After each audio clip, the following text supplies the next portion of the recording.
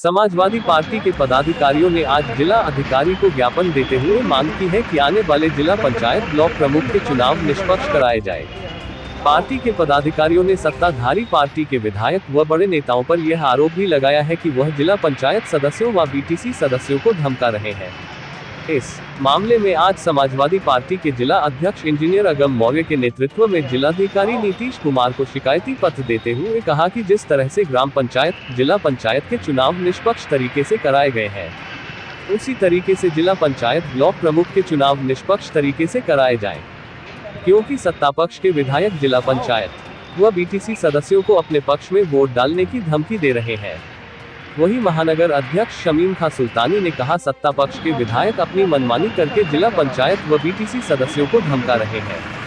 इस मौके पर पूर्व विधायक अताउल रहमान, रविंदर यादव, सत्येंद्र यादव आदि मौजूद रहे। हाँ, क्या कहना चाहेंगे सर, जो आज डीएम ऑफिस आवास आए हैं आप? देखिए, अभी हमारा जो आगामी जिला पंचायत अध्यक्ष का चुनाव है और ब्लॉक प्रमुख का चुनाव, उस संबंध में हम लोग जिलाधिकारी से मिले थे और हमने ये देखा है कई जगह से बराबर शिकायतें आ रही हैं कि जो सत्ता पार्टी के जो विधायक हैं, सांसद हैं, वो लोग सरकारी मशीनरी का दुरुपयोग करके हमारे मतदाताओं को, जो बीडीसी सदस्य हैं, उनको धमका रहे हैं। तो हमने जिलाधिकारी महोदय से कहा, जिस तरीके से निष्पक्ष चुनाव आपने कराया था, इसी तरीके से हमारा ब्लॉक प्रमुख का जिला पंचायत चुनाव निष्पक्ष तरीके से हो। उन्होंने आश्वासन दिया है कि जैसे पहले मैंने निष्पक्ष चुनाव कराया था, किसी तरीके से किसी भी मतदाता को धमकाया नहीं जाएगा। हम निष्पक्ष चुनाव कराएंगे। अगर कहीं से कोई शिकायत आती है तो उस पर हम कार्रवाई करेंगे। सर, अब आप किससे मिलने जा रहे हैं? हम लोग एसएसपी साहब से मिलने जा रहे हैं, जो पुलिस से संबंधित लोग हैं। स्थानीय थाने के एसओ, एसएचओ के माध्यम से जो हमारे बीडीसी सदस्यों को या जिला पंचायत सदस्यों को धमकाया जा रहा है, उस संबंध में हम एसएसपी महोदय से मिलेंगे। उनके सामने इस समस्या को रखेंगे कि किसी भी तरीके से चुनाव जो है निष्पक्ष होना चाहिए। इस बात को लेकर हम एसएसपी साहब, यहाँ पर आपको क्या आश्वासन मिला? ये आश्वासन दिया जिलाधिकारी महोदय ने कि हम निष्पक्ष चुनाव कराएंगे। किसी तरह का कोई सरकारी मशीनरी का किसी तरह कोई दुरुपयोग नहीं होगा। मतदाता मतदान का निर्भीक होकर अपना जो है मत का प्रयोग करेंगे तो निष्पक्ष चुनाव कराएंगे। ठीक है ना सर, क्या नाम है आपका? मेरा नाम अगम मौर्य है और मैं समाजवादी पार्टी बरेली का जिलाध्यक्ष हूँ। डीएम ऑफिस आए हैं सर, ये आवास आए हैं, तो क्या आज किस मामले में आए हैं सर? देखिए, आगामी क्षेत्र पंचायत अध्यक्ष, जो ब्लॉक प्रमुख के चुनाव है और जो जिला पंचायत अध्यक्ष के चुनाव है जी, उसमें सत्ता के द्वारा कुछ किसी के विधायकों, सांसदों के द्वारा बीडीसी सदस्यों पे, जिला पंचायत के सदस्यों पर प्रेशर बनाया जा रहा है। साथ ही साथ सरकारी मशीनरी का जो दुरुपयोग करा जा रहा है, उस संबंध में आज हम लोग यहाँ पे आज डीएम साहब से मिलने आए थे। हमने उनसे ये कहा है कि आने वाला कोई भी चुनाव हो वो हमें निष्पक्ष होना चाहिए। किसी भी तरीके से बीडीसी पे कोई भी प्रेशर नहीं बनाना चाहिए, चाहे सरकारी मशीनरी द्वारा, चाहे सत्ता पक्ष के विधायक, सांसद द्वारा।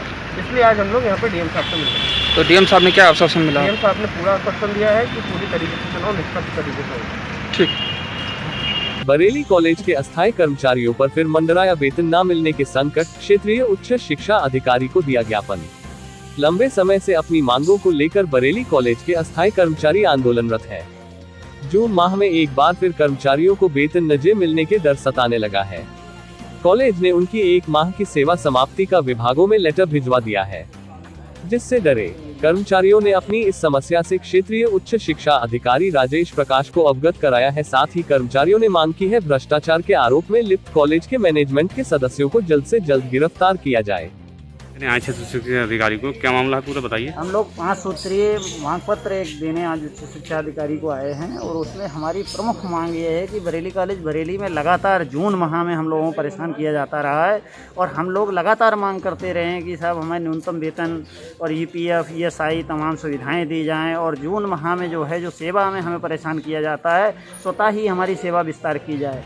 और ये समस्या हम लंबे वर्षों से बरेली कॉलेज में कर रहे थे, कभी भी नहीं उत्पन्न हुई। केवल तब से उत्पन्न हुई है जब से प्रबंध समिति के मौजूदा जो सचिव है, जो प्रबंध समिति अवैध है उसका सचिव है देवमूर्ति, उनके समय से ये समस्या हम लोगों को हुई है। उन्होंने लगातार परेशान किया है जून में, और इस दफ़ा भी जून हमारे सामने है और हम ये चाहते हैं कि जून माह में कम से कम 3 दिन का वही ब्रेक, जो वर्षों से व्यवस्था चली आई है, 3 दिन का ब्रेक देके पूर्ण माह का हम लोगों को वेतन दिया जाए। आखिर हमारे साथ ये जाति क्यों? भाई हम एक संस्था में काम करते हैं, अगर एक माह हम लोगों को वेतन नहीं मिलेगा तो हम कहाँ जाएंगे। दूसरी चीज़, इस समय देश के अंदर कोरोना महामारी चल रही है, सभी लोग परेशान हैं। जो आर्थिक रूप से अगर कहीं कोई थोड़ा छोटा मोटा काम कर लेता था वो भी काम बंद हैं, सारे काम धंधे बंद हैं और बहुत परेशान है। और इस समय एक सहारा मात्र जो है बरेली कॉलेज बरेली में जो अल्प वेतन में हम लोग काम कर रहे हैं, ये तनख्वाह ही हमारा सहारा है।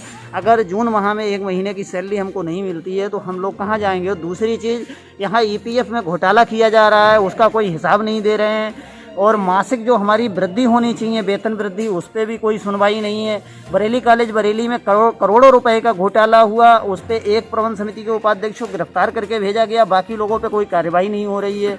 सबका बहाना बना करके, यूँ कहें कि कोरोना महामारी का बहाना बना करके सारे काम को ठप कर दिया गया है। और हम लोग परेशान हैं कि जून माह में हम लोगों को सेवा से 31 मई के बाद मुक्त कर दिया गया है। अब हम लोग कहाँ जाएँ, और इसीलिए आज हम ज्ञापन देने आए हैं। अगर बहुत जल्द कार्रवाई नहीं होती है तो हम बरेली कॉलेज महाविद्यालय के अंदर पहले 1 दिवसीय भूख हड़ताल करेंगे और उसके बाद ज़रूरत पड़ी तो DM से मिलेंगे, कमिश्नर से मिलेंगे। और हम मांग करते हैं आपके माध्यम से कि तत्काल प्रबंधन के सभी दोषी लोगों को, जिन्होंने भ्रष्टाचार किया है, जिन्होंने घपले किए, घोटाले किए, उनको बरेली कॉलेज से दूर किया जाए और हम कर्मचारियों की जायज़ मांगों को जल्द से जल्द माना जाए, इंकलाबी। प्रधान पति की हत्या के मामले में भोजीपुरा इंस्पेक्टर पर लगा आरोपियों के साथ मिलीभगत का आरोप। मृतक की पत्नी ग्राम प्रधान ने गांव वालों के साथ SSP को दिया शिकायती पत्र। कहा, भोजीपुरा इंस्पेक्टर पर हो कार्यवाही, अन्य आरोपियों को जल्द गिरफ्तार किया जाए। बताते चले, चुनावी रंजिश में प्रधान पति नरेंद्र कुमार की हत्या कर दी गई थी। खूनी संघर्ष में 4 लोग गोली लगने से घायल हो गए थे। इसी मामले में आज मृतक के परिजन और ग्रामीण पुलिस ऑफिस पहुंचे, जहां उन्होंने इंस्पेक्टर भोजीपुरा पर मिलीभगत का आरोप लगाया।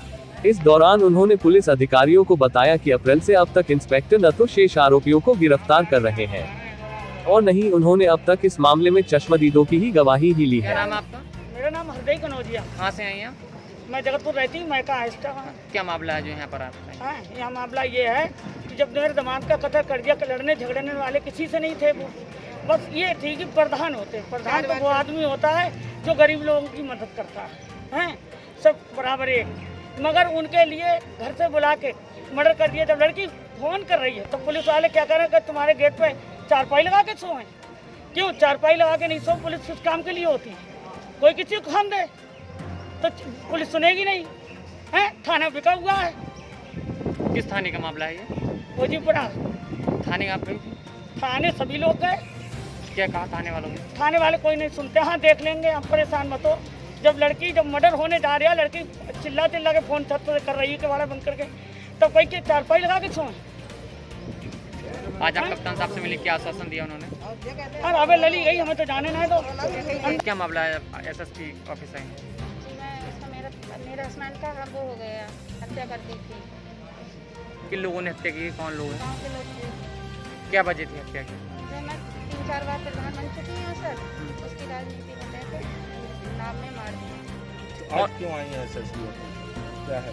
ये शिकायत है, 5 लोग पकड़ गए हैं, 5 लोग रह गए हैं, वो सर गाँव में घूम रहे हैं, उनकी कोई देखभाल नहीं हो रही। CO साहब के पास जाते हैं थाने वाले और वो लोग कुछ कर ही नहीं रहे हैं, पकड़ ही नहीं रहे हैं उन लोगों को। कौन वो लोग हैं जिनकी पकड़ नहीं कर रही है पुलिस? क्या क्या नाम है उनका? उनका एक केसर नाम है, एक राहुल है और तेजेंद्र है, एक रविंद्र और टिंकू और एक सत्येंद्र नाम का लड़का जी। 5 और रह गए हैं, वो सर गाँव में घूम रहे हैं कुछ, और हमें खतरा भी है। अब पुलिस कुछ कर नहीं रही है, बार बार जा रहे हैं पुलिस वालों के पास, वे कोई सुनते ही नहीं है हमारी बात। कब आपके पति की हत्या की थी? 19/4/2021 को हुई घटना सर। वो 12:30 बजे मार दिए, लेकिन पुलिस के पास गए थे तो उन्होंने वो घटना गलत लिख दी थी। वो थाने वाले बिक गए थे, वो कुछ कर ही नहीं रहे हैं। आज आप कप्तान साहब से मिलिए, क्या आश्वासन दिया उन्होंने? उन्होंने कहा कि हाँ अब कार्रवाई होगी, हम देखेंगे। महापौर उमेश गौतम ने अक्षय विहार का निरीक्षण किया। हाल ही में अक्षय विहार का जीर्णोद्धार कराया गया है। सामने से हटे हुआ है।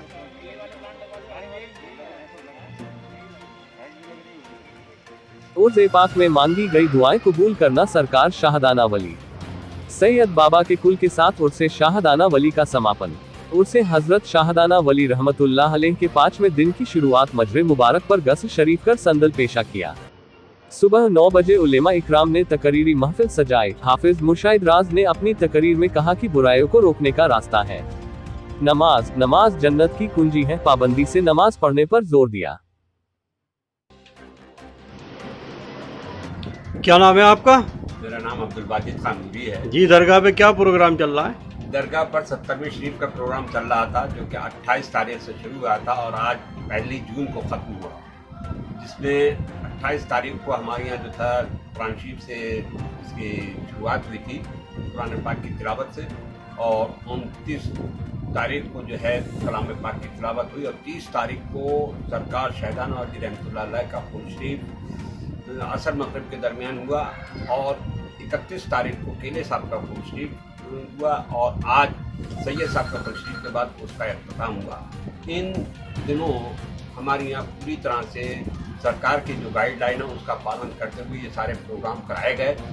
लोगों को मास्क भी बांटे गए, लोगों को सोशल डिस्टेंसिंग और दूरी बनाने के लिए भी उन लोगों को बताया गया कि इसमें जो है आप लोग दूरी बनाकर रखें, क्योंकि ये मूजी बीमारी जो हमारे देश में फैली हुई है उसका बचाव का एक ही सबसे बड़ा तरीका है कि 2 गज की दूरी और मास्क को लगाना ज़रूरी जो बात है उस बात पर ध्यान दें और अपने आप को बचाएँ। आज हमारे यहाँ जो बच्चे सरकार में 14 दिन से 15 दिन से लगे हुए थे, उन सब की दस्तार हमारे ज़फ़र अली इहसान ने जो है इन सबको दस्तारें पेश की और इन लोगों को इनाम से नवाजा गया। मैं ज़फ़र भाई का बहुत बहुत शुक्रगुज़ार हूँ कि उन लोगों ने इन लोगों की हौसला अफजाई की, और साथ में मैं अपने सभी उन भाइयों का भी शुक्रगुज़ार हूँ जिन्होंने दिन रात यहाँ पर लगकर मेहनत करके इस प्रोग्राम को कामयाब बनाया, और जिन लोगों ने दाम दर्द सुखन में सरकार के कामों में हिस्सा लिया है, जैसे हमारे ज़फ़र भाई ने लाइटिंग का भी इंतज़ाम किया था, फूलों का इंतज़ाम किया था, हमारे आज़ाद साहब अंसारी साहब जो हैं उन्होंने भी यहाँ पर लाइटिंग का इंतज़ाम कराया, साथ में आज़ाद घोसी साहब जो हैं उन्होंने भी दूध वगैरह का इंतज़ाम कराया, और इस तरह के बहुत लोग हैं जिन लोगों ने सरकार के कामों में हिस्सा लिया है। मैं उन सब के लिए परवरदिगार से दुआ करता हूँ कि परवरदिगार उन सब के रोज़ी में, रोज़गार में, जान में, माल में खैर बरकत अता फरमाए और उन सब की परेशानियों को दूर फरमाए, और इन लोगों को और ज़्यादा से ज़्यादा इन कामों में बढ़ चढ़कर हिस्सा लेने की तौफीक